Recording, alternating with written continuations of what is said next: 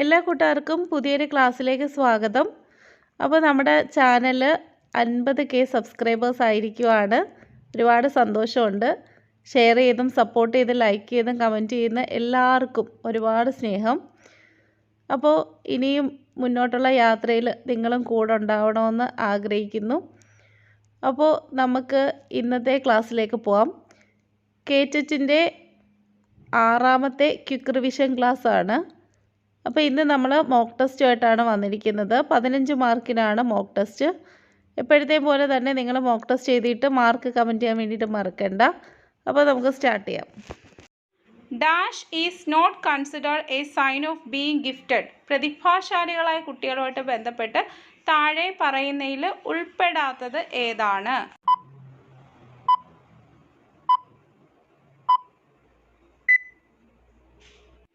എന്താണ്?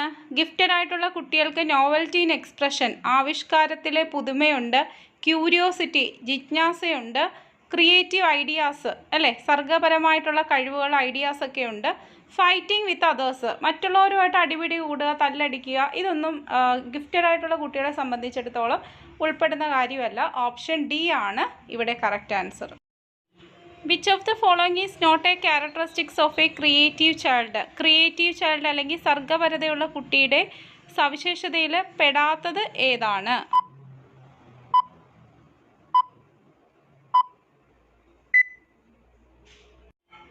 ഏതാണ് answer? Originality of ideas and expression. Creative ആയിട്ടുള്ള കുട്ടികൾക്ക് യഥാർത്ഥ ആശയങ്ങളും ആവിഷ്കാരങ്ങളും ഉണ്ടാവും അല്ലേ. അതുപോലെ തന്നെ high degree of sensitivity to problems, പ്രശ്നത്തോടുള്ള ഉയർന്ന സംവേദനക്ഷമത. Next rigidity in thought and expression. Rigidity എന്ന് പറയുന്ന വാക്ക് കാണുമ്പോൾ തന്നെ നമുക്ക് അറിയാം ക്രിയേറ്റിവിറ്റിയുമായിട്ട് ബന്ധമില്ലാത്തതാണ്. റിജിഡ് അല്ല, ഫ്ലെക്സിബിലിറ്റി ആണല്ലേ നമ്മൾ പഠിച്ചിട്ടുള്ളത്. അപ്പം ഓപ്ഷൻ സി ആണ് ഇവിടെ തെറ്റായിട്ടുള്ള ആൻസർ.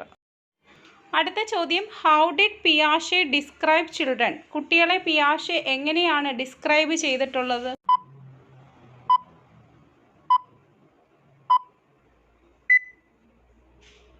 നമുക്കറിയാം അല്ലേ, കുഞ്ഞ് ശാസ്ത്രജ്ഞന്മാർ അല്ലെങ്കിൽ ലിറ്റിൽ സയൻറ്റിസ്റ്റ് എന്നാണ് പറഞ്ഞിട്ടുള്ളത്. ഓപ്ഷൻ ഡി ആണ് ഇവിടെ correct answer. During the phallic stage what may develop. Phallic സ്റ്റേജിൽ എന്താണ് ഡെവലപ്പ് ചെയ്യുന്നത്? അപ്പോൾ സിഗ്മണ്ട് ഫ്രോയിഡിൻ്റെ ആണ് ഈ സ്റ്റേജസ് എന്ന് നിങ്ങൾക്ക് അറിയാം അല്ലേ. അപ്പോൾ ഈ സ്റ്റേജസ്, ഈ 5 സ്റ്റേജസും മിക്കവാറും ഇംഗ്ലീഷിൽ തന്നെയാണ് ചോദിക്കുന്നത്. അതുകൊണ്ടാണ് ഞാൻ ആ മലയാളം വേർഡ് അവിടെ എഴുതാഞ്ഞത്. എന്നാലും മലയാളം വേർഡ് കൂടെ പറഞ്ഞു തരാം. ഫാളിക് സ്റ്റേജ് എന്ന് പറയുന്നത് ലിംഗഘട്ടമാണ് കേട്ടോ. ഇനി നമുക്ക് ആൻസറിലേക്ക് പോവാം.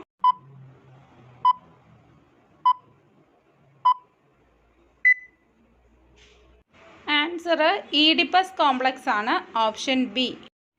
അടുത്ത ചോദ്യം, which of the following is the store house of our unfulfilled desires. അതായത് താഴെ പറയുന്നതിൽ ഏതാണ് നമ്മുടെ പൂർത്തീകരിക്കാത്ത ആഗ്രഹങ്ങളുടെ കലവറ?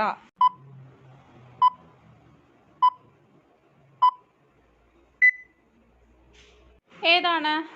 ഇതാണ്, ഓപ്ഷൻ എ. അടുത്ത ചോദ്യം, which of the following is the most objective method of studying psychology. താഴെ പറയുന്നതിൽ മനഃശാസ്ത്ര പഠനത്തിനുള്ള ഏറ്റവും വസ്തുനിഷ്ഠമായ രീതി ഏതാണ്?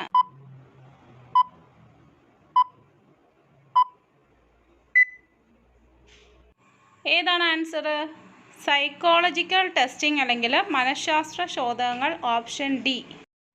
അടുത്ത ചോദ്യം, the success of the visually impaired children in inclusive setting depends on his mastery over. അതായത് ഒരു ഇൻക്ലൂസീവ് ക്ലാസ് മുറിയിൽ കാഴ്ച വൈകല്യമുള്ള കുട്ടിയുടെ വിജയം ഉറപ്പാക്കാൻ സഹായിക്കുന്നത്?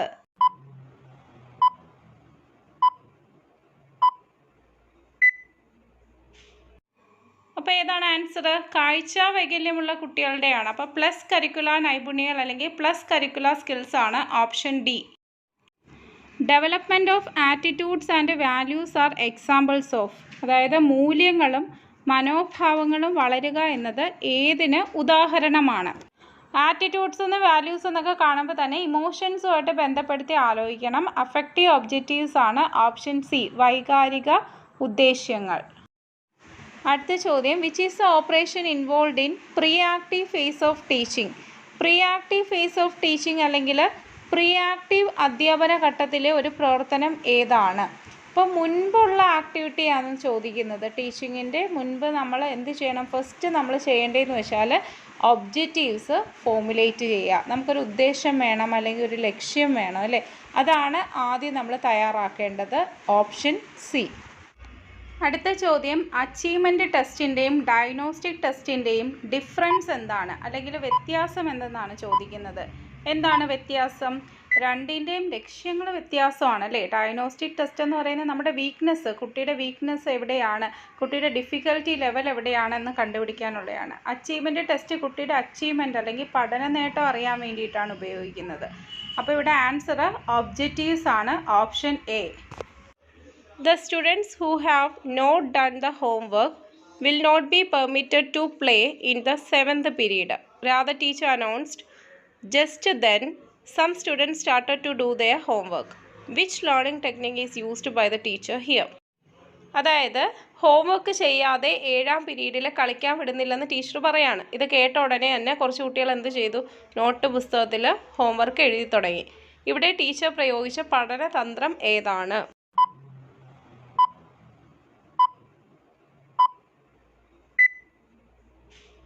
ആൻസർ ഓപ്ഷൻ സി ആണ്. നെഗറ്റീവ് റീഇൻഫോഴ്സ്മെൻറ്റ് അല്ലെങ്കിൽ ഋണപ്രബലനം. അടുത്തത് താഴെ പറയുന്നതിൽ തെറ്റായിട്ടുള്ള ജോഡി തിരഞ്ഞെടുക്കാനാണ്.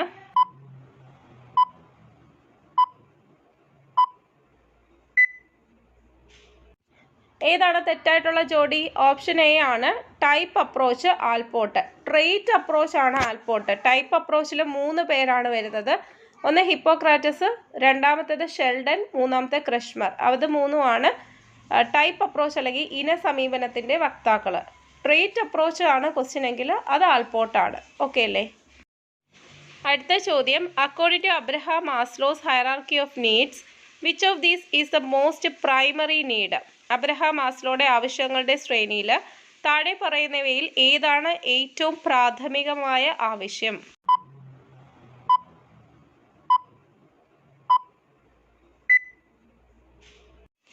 ഏതാണ്?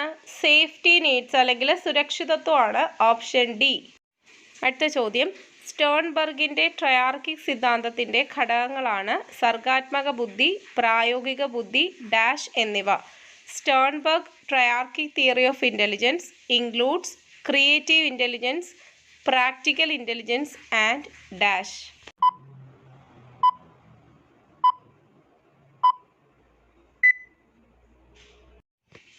ഏതൊക്കെയാണ്? Creative intelligence, practical intelligence, analytical intelligence അല്ലെങ്കിൽ വിശകലനാത്മക ബുദ്ധി. അടുത്ത ചോദ്യം, താഴെ പറയുന്നതിൽ വികാസപരമായ വൈകല്യത്തിന് ഉദാഹരണം ഏതാണ്? അതായത് ഡെവലപ്മെൻ്റൽ ഡിസബിലിറ്റിക്ക് എക്സാമ്പിൾ ഏതാണ്?